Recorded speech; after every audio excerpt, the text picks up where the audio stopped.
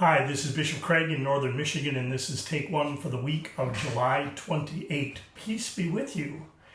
We have a bit of a full week this week. Monday night, Pastor Bright and I meet with Pastor Joan Olson and the leadership of Saron and St. Joe for Pastor Olson's exit interview as she moves to retirement this week. Tomorrow is an office day. Wednesday is our staff meeting.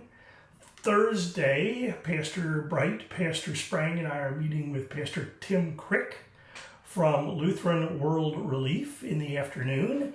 And then we and about 78 others from our synod are boarding the beautiful Michigan Princess for an evening river cruise and dinner and some celebrations and storytelling and opportunity for conversation and all those good things. So I'm really excited that we have 81 people, and we thank Carla Chamberlain of Synod Council and her family for helping us to do this. I think this is the third year in a row. And then on Friday, after zooming down to Lansing, either Friday or Saturday, Kathy and I will return to the north because on Sunday, I am preaching at Trinity in Manton.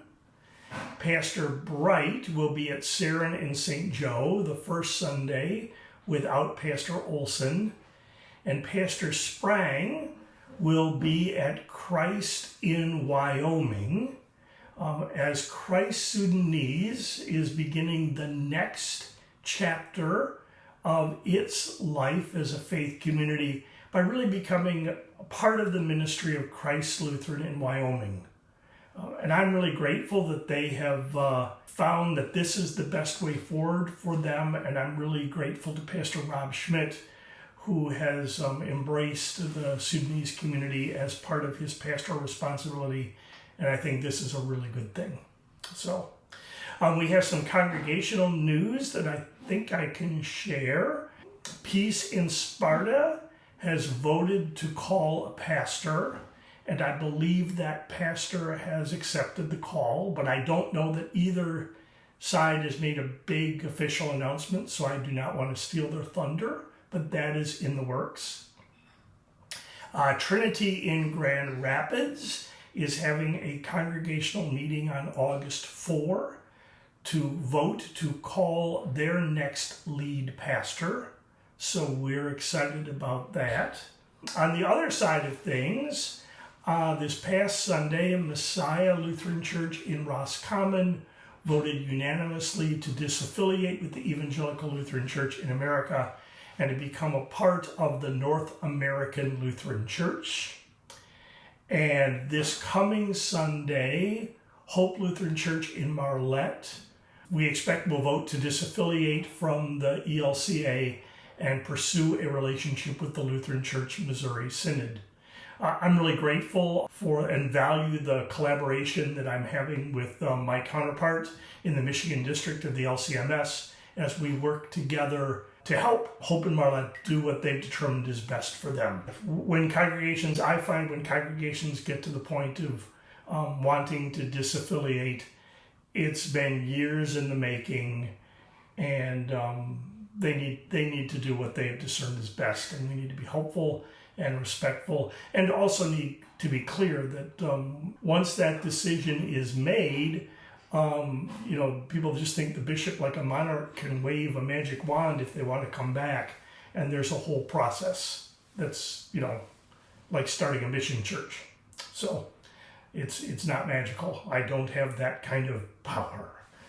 So that's what's happening, I think, in our synod. The readings for Sunday, the 4th of August, some of you know, or maybe you picked up that I'm really enjoying reading my way through the consecutive Old Testament readings this year, this time from 2 Samuel. Last week we heard about David and Bathsheba, and now we hear about Nathan the prophet confronting David over his sin.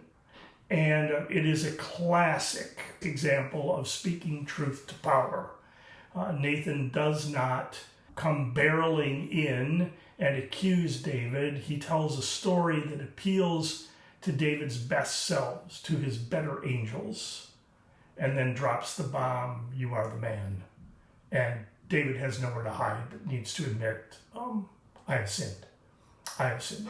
So that's a great story. The second reading from Ephesians, I'm spending a lot of time contemplating those verses because Live a Life Worthy of Your Calling is the theme of our 2025 Synod Assembly. And so I've spent a lot of time reflecting on those verses. They come, I can't remember at this moment, they come either from the opening, they're used either in the opening or the closing of the assembly. And so we're going to make that, the City Council has joined me in making that the theme for our assembly. We're going to have 3 presentations on those verses. So I'm excited about that. So work on the assembly is underway. I think one of the ways, if you want to prepare for the assembly now, is to spend some time reading and meditating on the second reading from Ephesians for this coming Sunday. At the very least, when you hear those verses in church on Sunday, think about Synod Assembly and what kind of assembly that's calling us, inviting us to be and to have. And then we begin what is known as the Bread of Life discourse in John 6. And it is fun because I've discovered that I wrote commentaries for Working Preacher on these verses in 2015. We'll provide the link in the update so you can go and read what I wrote. And what I've been doing is reading the reading and spending my time thinking about it and then consulting with myself to see what I said, wow, that's already 9 years ago. And I had to eat my own words this time because I found myself in my own reading becoming impatient with the crowds who show up wanting more bread. And it's, we know the end of the story. Jesus has more in mind than providing bread to this crowd. And so I was a little impatient. Then I read myself and was reminded that, you know what? When you're really hungry, there's not a lot of room for worrying about anything more than what you're going to eat. And especially when your children are hungry.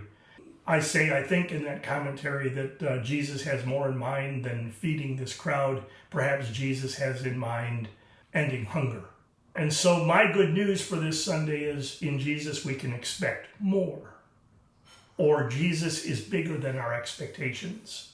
But in order to embrace that, the hard part is we probably need to let go of our expectations. So if we can expect more from Jesus, or if Jesus is bigger than our expectations, then we need to let go of our expectations.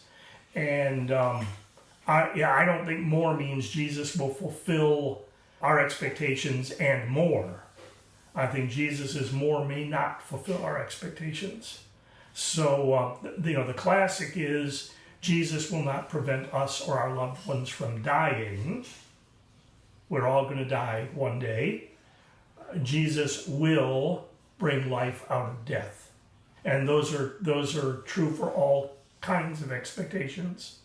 The other thing that I find interesting is the crowd asks, what must we do to do the works of God, as if we have to do anything. What do we do? How much is enough? Is this good enough? When's enough? Those are all the classic Lutheran questions that the answer is grace.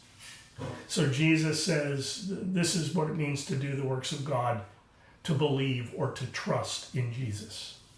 So again, to trust in Jesus may mean we need to let go of our expectations. So the faith question for the church, for me as an individual, for you as an individual, for society and the world is how much of our life are we spending trying to pursue or maintain or protect expectations of things that will perish, and how much of ourselves, our life, are we spending trusting in Jesus and expecting more from Jesus? Because we can expect more from Jesus. Now is the judgment of this world, Jesus says, which means Jesus is going to change things. Now the ruler of this world will be driven out. evil, and I, when I am lifted up from the earth, will draw all people, the whole cosmos, to myself, so Jesus says. Or the thief comes to steal and destroy, but I came that they may have life and have it abundantly. So, abundant life. Expect more than your expectations, because Jesus is bigger than our expectations. So, my task is, how do I say that to the good people at Trinity and Manton this week? And so, I hope you have a good week. I hope I'll get to see many of you on the Michigan Princess on Thursday. And may the peace of Christ be with you always. Take care.